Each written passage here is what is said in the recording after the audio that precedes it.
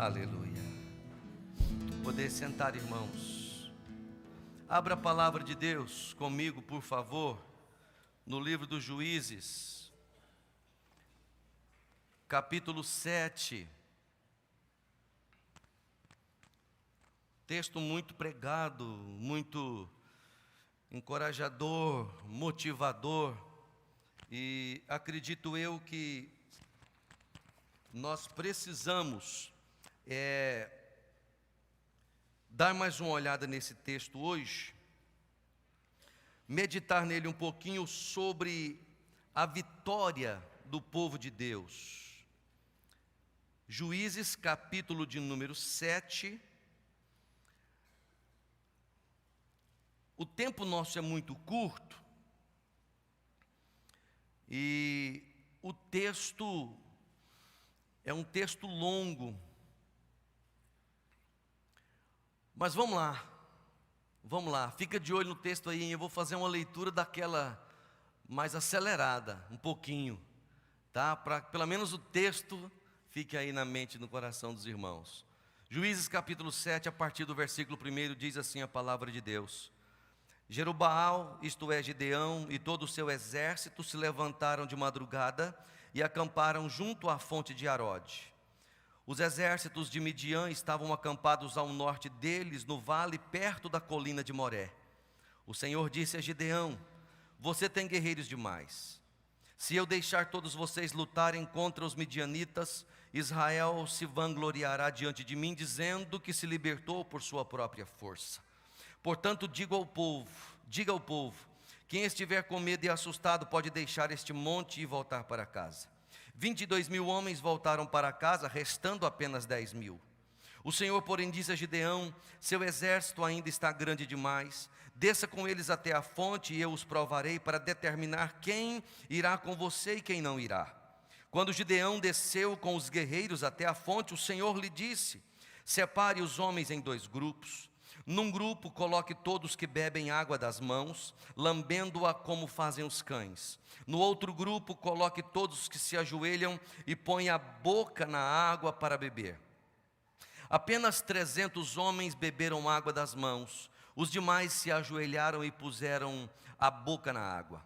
O Senhor disse a Gideão: com estes 300 homens eu livrarei Israel e entregarei os midianitas em suas mãos. Mande para casa os demais. Gideão ordenou que recolhessem as provisões e as trombetas de chifre de carneiro dos outros guerreiros e os mandou para casa, mas manteve consigo os 300 homens. O acampamento midianita ficava à frente de Gideão, descendo o vale. Naquela noite o Senhor lhe disse: levante-se, desça ao acampamento dos midianitas, pois eu os entreguei em suas mãos. Mas se você tem medo de atacá-los, desça até o acampamento com seu servo Purá.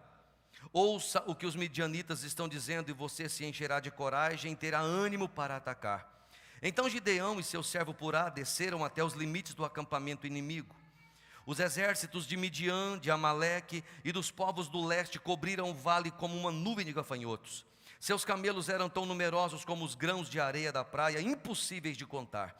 Gideão se aproximou no exato momento em que um homem contava um sonho a seu amigo. O homem disse: tive um sonho no qual um pão de cevada veio rolando para dentro do acampamento midianita.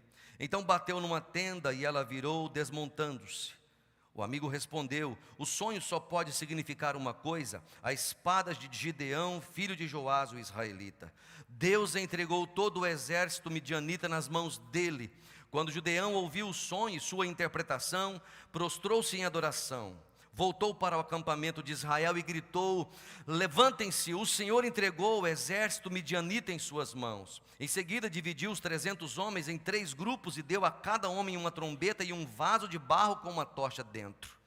Olhem para mim, disse ele, quando chegarmos à beira do acampamento, façam o que eu fizer. Assim eu e todos que estiverem comigo tocarmos trombetas.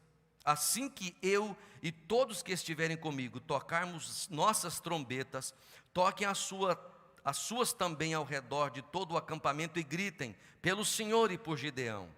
Pouco depois da meia-noite e da troca da guarda inimiga, Gideão e seus 100 homens chegaram aos limites do acampamento midianita. De repente tocaram as trombetas e quebraram os vasos de barro. Então os 3 grupos tocaram as trombetas e quebraram os vasos. Segurando a tocha na mão esquerda e a trombeta na direita, todos gritaram: a espada pelo Senhor e por Gideão. Cada homem manteve sua posição ao redor do acampamento e viu todos os midianitas correrem de um lado para outro, gritando apavorados enquanto fugiam. Quando os 300 israelitas tocaram as trombetas, o Senhor fez os guerreiros que estavam no acampamento lutarem uns contra os outros com suas espadas. Os que sobreviveram fugiram para lugares distantes como Bet-Sita, perto de Zererá, e para a divisa de Abel-Meolá, perto de Tabate. Então Gideão convocou os guerreiros de Naphtali, Asser e Manassés, que se juntaram aos demais para perseguir o exército midianita. Gideão também enviou mensageiros a toda a região montanhosa de Efraim, dizendo: desçam e ataquem os midianitas. Não permitam que eles cheguem aos pontos mais rasos da travessia do Jordão, em Bet-bara. Todos os homens de Efraim obedeceram. Capturaram Oreb e Zeeb, os 2 comandantes midianitas, e mataram Oreb na rocha de Oreb e Zeeb na prensa de uvas de Zeeb. Depois continuaram a perseguir os midianitas. Por fim, levaram a cabeça de Oreb e a de Zeeb para Gideão, que estava do outro lado do Jordão. Irmãos amados, eu quero falar com vocês rapidamente sobre a vitória do povo de Deus. As lutas, os exércitos dos dias atuais são muito diferentes, né, dos exércitos, das armas do povo antigo. Basta você olhar a quantidade de soldados, a quantidade de armamentos que tem os Estados Unidos, a Rússia, a China, enfim, outros tantos, mísseis teleguiados, GPS e tantas outras coisas que não se compara com os armamentos daquele tempo. Mas os inimigos daquele tempo tinham armas perigosíssimas, assim como os seres humanos e essas nações que eu citei e algumas outras também têm.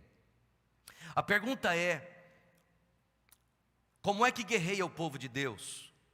Como é que os servos do Senhor Jesus guerreiam e com que armas nós guerreamos? Que tipo de luta nós enfrentamos? Quais lições podemos tirar, dentre inúmeras lições desse texto? Uma delas que nós podemos tirar de maneira objetiva é que o exército de Deus conta com pessoas simples. O exército de Deus conta com pessoas simples. Basta olhar para Gideão. Gideão era um homem do campo, ele não era homem de guerra.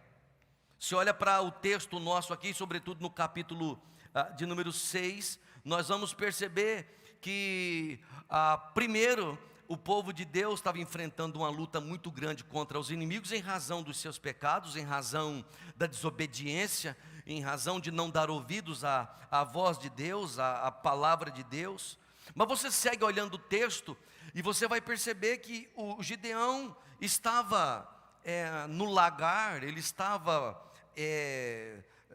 prensando uvas, e de maneira escondida, porque o exército inimigo era muito grande, e o Senhor o chama para que ele possa enfrentar os inimigos. E nós vamos ver que o Gideão tem dificuldade para poder entender a voz de Deus, obedecer a voz de Deus, de uma maneira terrível. Nós vamos perceber no capítulo 6, no versículo 15, Gideão dizendo: mas Senhor, como posso libertar Israel? Depois ele diz: meu clã é o mais fraco de toda a tribo de Manassés e eu sou o menos importante da minha família. Ele está dizendo: a nossa parentela é fraca demais, e a minha especificamente é mais fraca e mais pobre. Nós não temos recurso nem para contratar soldado, nós não temos dinheiro nem para poder comprar armamento, nós não somos nada. Como é que nós vamos vencer o inimigo? E aí Gideão diante da sua insignificância, pelo menos aos seus olhos, ele pede aqueles 3 sinais que nós sabemos.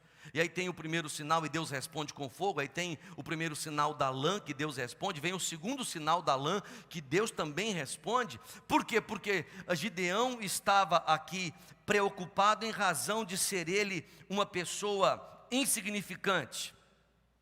E às vezes é assim, irmãos.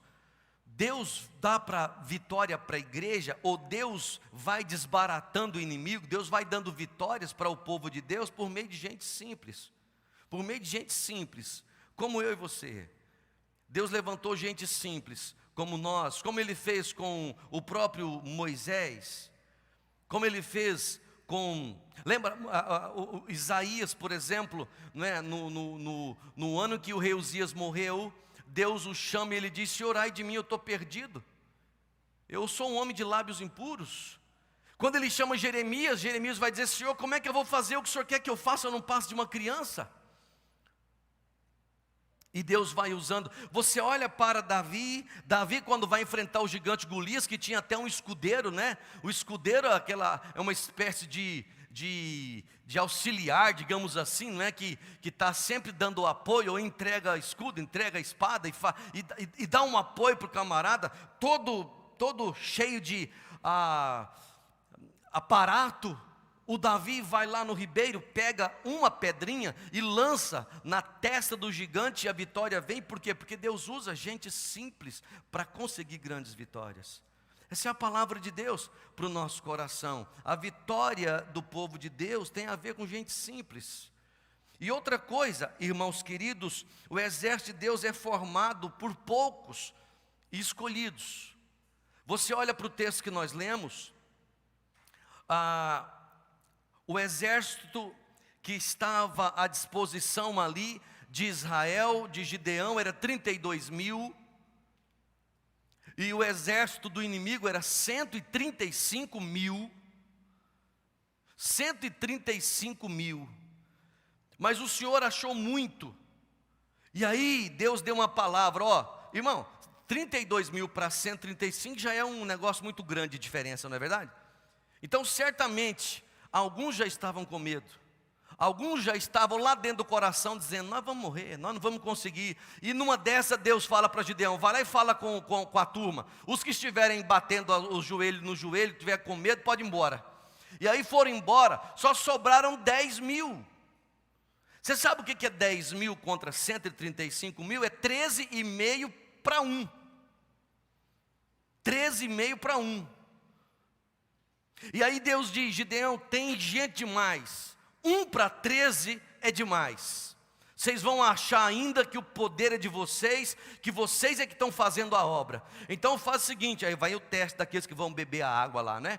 Resumindo a conversa, aqueles que se ajoelharam lá no poço para beber a água, 10 mil foram se ajoelhar no espaço que tinha, no ribeiro, riacho. E aí 300 homens ajoelharam, olhando se o inimigo estava vindo ou não, pegaram a água e tomaram. Deus diz: Gideão, esses 300 aí, eu vou dar a vitória para você. Agora é 300 para 135 mil, faz a conta, 450. Um servo de Deus para 450 inimigos. Deus diz: desse jeito a vitória virá para o povo de Deus. Sabe por quê? Deus pega poucos escolhidos para fazer grandes vitórias. Deus não trabalha necessariamente com número. Deus trabalha com fidelidade. Deus trabalha com gente que confia nele, que depende nele, que espera nele. Deus trabalha com gente que tem ousadia da fé. E aí Deus está chamando a mim e você hoje para olhar para essa realidade, irmão. Deus está dizendo: tem muitos inimigos, tem muitas batalhas, tem muitos desafios, mas preste atenção na história de Gideão. Você é simples, mas você não é insignificante. Sabe por quê? Porque a Bíblia diz: vem comigo, porque eu vou lutar com você. É interessante que Deus diz para Gideão quando ele está com medo. Deus fala assim: pense, Gideão, pense, esse inimigo todinho na sua frente será como um só homem, e eu vou estar com você. Vai ser você contra um e eu do seu lado. Deus queria que Gideão pensasse dessa maneira: todo esses 135 mil olha para eles como se fosse um só. Você é meu guerreiro. Não pense que tem muitos, pense que tem um. Sabe por quê? Porque para Deus essa quantidade não significa nada. Se Deus determinar uma vitória, Deus fará cumprir na minha vida e na sua vida. E essa é a mensagem para mim e para você. Termina minha palavra dizendo que o exército de Deus não luta com armas desse mundo. O povo de Deus não luta com armas desse mundo. O mundo, sobretudo no que diz respeito ao mundo espiritual, e nós precisamos ficar atentos para isso, né? Ninguém pode botar culpa e notícia no diabo o tempo inteiro, como se o diabo fosse quem fizesse tudo, mas também nós não podemos desprezar as forças espirituais do mal que estão agindo nas regiões celestes. Paulo diz que a nossa luta não é contra o sangue e a carne. Então nós temos luta. Primeiro lugar, nós temos luta, você tem luta. E porque muitas vezes não acredita nesse universo espiritual que está carregado de batalha, que tem inimigo o tempo todo tentando destruir a nossa vida. A Bíblia diz que ele veio para matar, roubar e destruir. Não há piedade contra casamento, não há piedade contra filhos, não há piedade contra família, não há piedade contra pastores, não há piedade contra conselho de igreja, contra líderes de ministério. Não há piedade no mundo espiritual. Ele veio para matar, roubar e nos destruir. Paulo sabia disso. Por isso que ele diz que as nossas lutas não são carnais, elas são espirituais e elas são poderosas em Deus. Está entendendo isso? As nossas lutas são poderosas em Deus. A nossa luta espiritual são poderosas em Deus. Nós precisamos lembrar de que Deus concedeu vitória ao povo de Israel quando enfrentava o povo em Jericó. Como é que foi a vitória, irmãos? Estão lembrados? O povo de Deus usou alguma arma? O que eles fizeram? Pegaram trombeta, pegaram os cântaros e eles saíram ao redor da cidade cantando, dando glória a Deus, louvando o Senhor, adorando o nome de Jesus. E no brado de vitória a muralha caiu. Como é que foi a vitória aqui? Como é que aconteceu a vitória aqui? 300 homens. Gideão diz, 100 comigo, 100 com aquele, 100 com aquele outro. Olhem para mim, do jeito que eu fizer, vocês façam também. Coloquem nas mãos de vocês um vaso de barro e bota a trombeta do outro. A tocha do outro.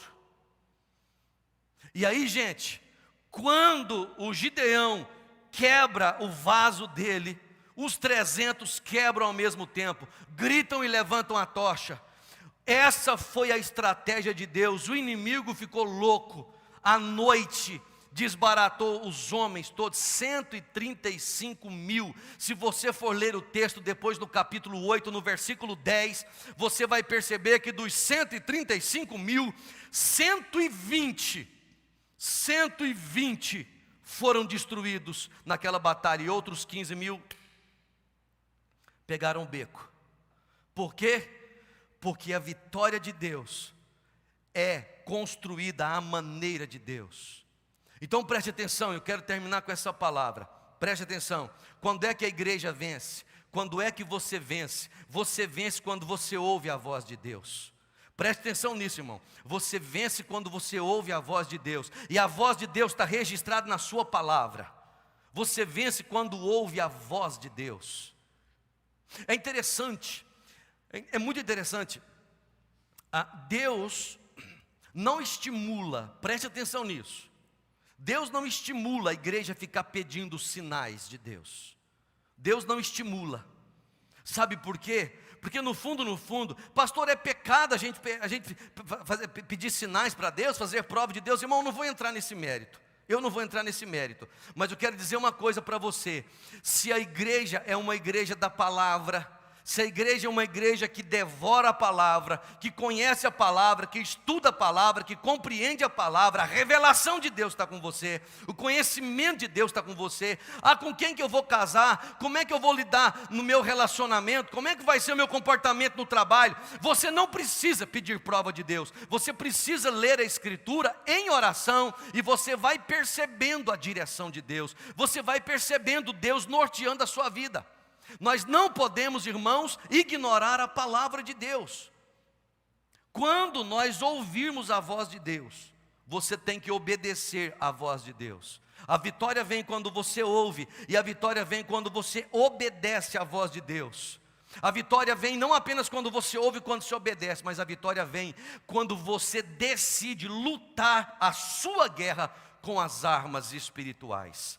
Crente tem sido derrotado demais, porque vai para a internet escrever e falar mal dos outros, jogar carapuça na vida dos outros. Crente vai viver uma vida desprovida de consagração, de vida de oração, de leitura da palavra. Olha, crente para ter vitória precisa ter leitura da Bíblia, vida de oração, vida de louvor, comunhão com o povo de Deus. Se nós vivermos em oração, leitura da palavra, com louvores no coração e na mente, e em comunhão com o povo santo, participando dos sacramentos, batismo e a santa ceia, a vitória será nossa, em nome de Jesus. Você pode ter certeza disso, a vitória será nossa. Vamos orar a Deus, para que Deus conceda para nós, exército do Senhor, as vitórias sobre os inimigos da nossa vida, que não são parentes, esposa, filho, patrão, empregado. Os nossos inimigos são espirituais, e nós somos chamados para vencê-los. Não se sinta pequeno, não se sinta pequeno. Você é grande no Senhor, você é grande no Senhor. Tome as armas espirituais. Se você olha para Efésios capítulo 6, Paulo vai dizer que nós temos um inimigo, é verdade. E ele vai dizer que o diabo e o inimigo têm feito ciladas contra nós. Mas ele vai dizer, pegue a armadura de Deus e vista ela. E ele vai descrever que a armadura é essa. Aí ele vai falar sobre a salvação, sobre a palavra de Deus, sobre a vida de oração, sobre a paz na presença do Senhor. E ele vai dizer, a vitória é nossa se nós tomarmos essa armadura espiritual e lutarmos com ela. Não é a armadura de Saul. Davi não vestiu essa armadura. Ele vestiu a armadura de Deus. Por isso recebeu a vitória. Vamos ficar de pé? Vamos orar, gente. Coloque a sua vida aí diante do Senhor. Coloque a sua vida em nome de Jesus. Está passando por tribulação aí, você acha que está sendo afetado por alguma prova? Apresente diante de Deus. Está sentindo minguado, diminuído? Está sentindo esquecido, desvalorizado? Porque às vezes acontece, Gideão estava dizendo isso. Está assim com você? O Senhor fala contigo agora, dizendo, você não pode se sentir desvalorizado, menosprezado e insignificante. Sabe por quê? Porque eu estou com você. Porque eu caminho com você, eu é que te concedo a vitória. Senhor, nós oramos entregando esse momento nas tuas mãos, entregando as nossas vidas, entregando a Deus a nossa batalha, entregando as nossas lutas. Sabemos, ó Deus, que certamente o inimigo é muito grande, mas o Senhor não trabalha com números. O Senhor é o Deus Todo-Poderoso, que quer do nosso coração fidelidade, compromisso, obediência, consagração. E nós, ó Deus, olhamos para o Senhor agora e queremos pelejar a nossa batalha com as armas espirituais que o Senhor nos deu. Nós sabemos, ó Deus, que o nosso amado Salvador Jesus Cristo também veio a esse mundo de uma maneira muito simples. Ele veio a Deus, nasceu naquele coxo, viveu como servo sofredor. Ele enfrentou a morte por nós, mas a tua palavra diz que ele é vencedor e que nós seremos também. Deus, nós sabemos que no dia que o Senhor Jesus Cristo voltar, a igreja do Senhor receberá a coroa que está prometida para ela. Sabemos que somos mais do que vencedores por meio do Senhor Jesus, e nós nos apropriamos disso pela fé nessa manhã. Gratos oramos ao Senhor, em nome de Jesus, amém e amém. Podeis assentar, queridos irmãos, e nós vamos dar início à nossa